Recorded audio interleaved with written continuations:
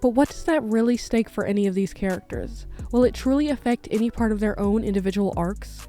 If I know the High School Musical, the series writers, not even a little bit. So how can you prevent this storyline from becoming boring, predictable, or cliche? By going beneath the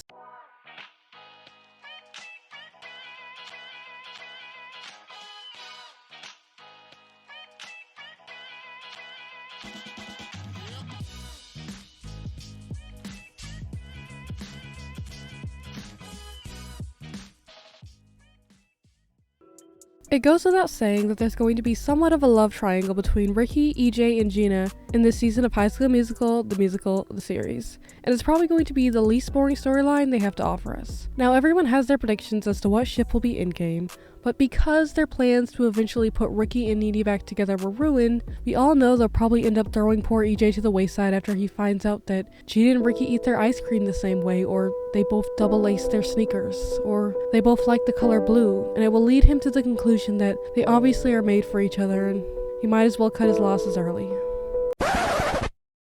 No, but truly, I'm sure that now that Nene's out of the picture, they'll find a reason to get rid of EJ next, like giving him a significant other outside of the main cast. But the point is, a love triangle can be an exciting and entertaining plot device for your story, but if it's predictable or superficial or both, it becomes pretty boring and cliche pretty quickly. Yes, we know, Ricky wants Gina, Gina wants EJ, EJ wants Gina, Gina wants Ricky. But what does that really stake for any of these characters? Will it truly affect any part of their own individual arcs?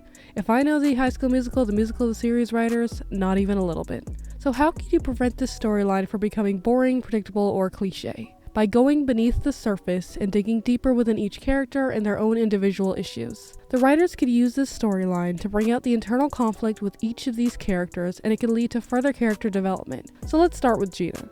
As we've seen in the past, Gina's main internal conflict is instability and uncertainty. Gina is tired of finding her footing and settling into something to then be completely uprooted and moved somewhere else. Since being at East High, she's finally let her guard down and is happily putting down roots in Salt Lake. She's in a whole relationship, so the idea of change is not something she's looking forward to, at all. She realizes that EJ's going to college means big change, big adjustments. This forces her to confront her main internal conflict, which causes her to start to pull away from EJ. Why? Because he represents that. He represents her biggest fears. She doesn't see her boyfriend now, she sees uncertainty and instability. Now she's conflicted between banking on their relationship and taking a chance with EJ, or cutting her losses early and letting him go before anyone gets hurt. Of course, this is not expressed to EJ, well, at least not yet anyway. The audience can witness this through conversations among Gina's girlfriends and lots of subtext. Subtext is your best friend, people. But meanwhile, as she's dealing with these feelings of fear and uncertainty regarding her current relationship, she and Ricky are beginning to rebuild their friendship, and surprisingly are able to simply pick up right where they left off beforehand. This forces Gina to deal with the feelings for Ricky she once had and figure out whether they're dead or simply buried deep within her. Again, this being brought to the audience's attention in a very subtle way. Subtext. This also forces Gina to consider how different things might be if they had gotten together instead, and she starts to realize that Ricky only really takes any interest in her when he and Nene are on the outs. I mean, the girl was out here knitting him accessories and letting him spill his emotional guts out to her whenever he needed to, but every time he and Nene are all good, it's like she doesn't exist. It's as if she's nothing more than a backup plan to him. Is her evaluation spot on, or was Ricky just bad at communication and conflicted in his own feelings? Either way, upon this revelation, she starts to push him away and take comfort in knowing she's with the right guy. But the uncertainty of her current relationship is still causing her discomfort. I urge writers to write their love triangles as if they're unbiased in the outcome. If you favor one relationship over the other, your audience can sense that, and it can, in a way, spoil the ending. If everyone already knows which relationship you're leaning towards, no one really cares to watch the situation play out, even if it's the ship they're rooting for. Now, back to Gina. In constant anxiety over the future, Gina may begin to subconsciously sabotage her relationship with EJ, which begins to cause a very plausible and not contrived rift between them as the season progresses. Key phrase, as the season progresses. This isn't something that goes down in the span of a 30-minute episode, writers. Now to Gina, it seems like her and EJ may be the problem. Maybe they're simply not as compatible as they thought. But in reality, the issue Gina is facing is within herself. Her attempt to control her relationship, and thus control her future, is rooted in her own unresolved internal conflict. You see how everything comes full circle? And this is what organic conflict looks like, everyone. Not her waking up one day and realizing EJ doesn't like the same pizza as her, so there's obviously no way they could be together. Anyways, Moving on to EJ and Ricky. Let's start with EJ.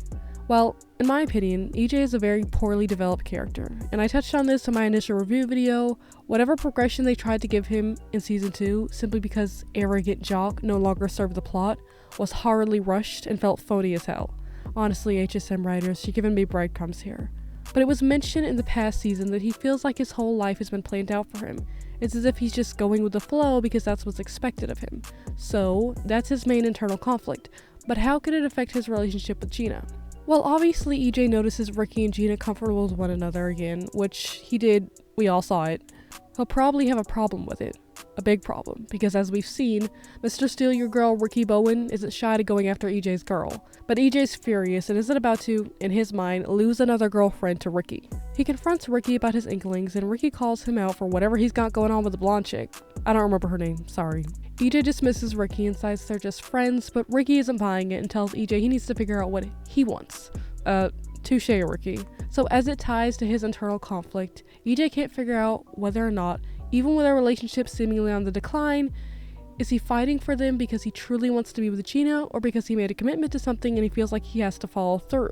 Even if it doesn't make logical sense for them to be together, or he may be happier with someone else, especially with him going off to college soon, and it seems he obviously has some type of connection with a blonde chick from camp who I do believe is also a college student, if I heard correctly. Moving on to Ricky. We all know Ricky has horrible communication skills, but he's also kind of a shadow villain in the series. Is he a great character? Yes. But at some point, he needs to progress and emotionally develop.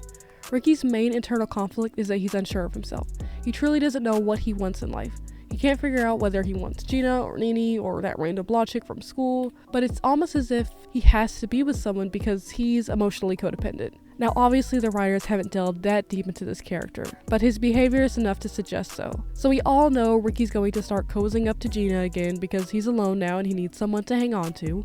But as I've said, Gina feels she's only important to him when he has no one else, and so she calls him out on it, touching on the fact that he literally spent the summer with their arch enemy, as they put it, just so he had someone to be with. Though he's taken back by Gina's accusations, he can't help but consider the fact that she just might be right.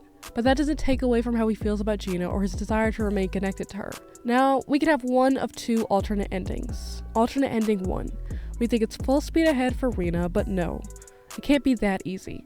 Gina decides that even though she and EJ aren't going to work, that doesn't change how Ricky's treated her in the past, and he has some soul searching to do on his own. She tells him that they should figure their own issues out first and see where life takes them from there.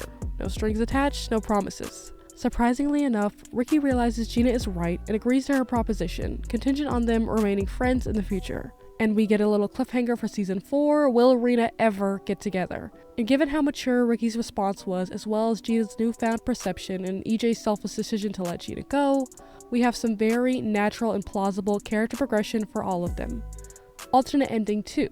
He curves the blonde chick, not simply because he made a commitment to Gina, but because he has deep feelings for her and he is sure he wants to be with her. And Gina decides that she's willing to go into the unknown, pun intended. Character progression, we love to see it. But of course, Ricky's still pining after Gina in hopes to fill the void he's been dying to fill since season 1. Sorry, Ricky. And we have a little cliffhanger for season 4. Will EJ and Gina be able to maintain their relationship long distance, or will they fall out of touch and fall into the arms of someone else? So that's the direction I would take the storyline for this particular show. At some point, the writers have to ask themselves, is this a seasonal situation, or are we using this season's storyline to drive our main story forward and further develop our characters in order to eventually complete each character's arc? Also, is it just me, or does it kind of feel like we're getting High School Musical, the musical, the series, season 1 all over again, just in a different font? I mean, I don't know if the writers forgot, but we already got a love triangle between these characters. All you guys did was swap Nene out with Gina. I mean, you should have done that in the first place, but that's another video. And it's called Gina Porter's the real lead of High School Musical, the series, and the link is in the description. So we know everyone has their favorite ship on the series, but what about your favorite character? And where would you like to see this character end up by the end of this show, if we make it that long? Personally, I don't have a favorite character because I feel each character is very inconsistent. It's hard to really decide who I like and don't like because leave it to the HSM writers to switch up every character every other season.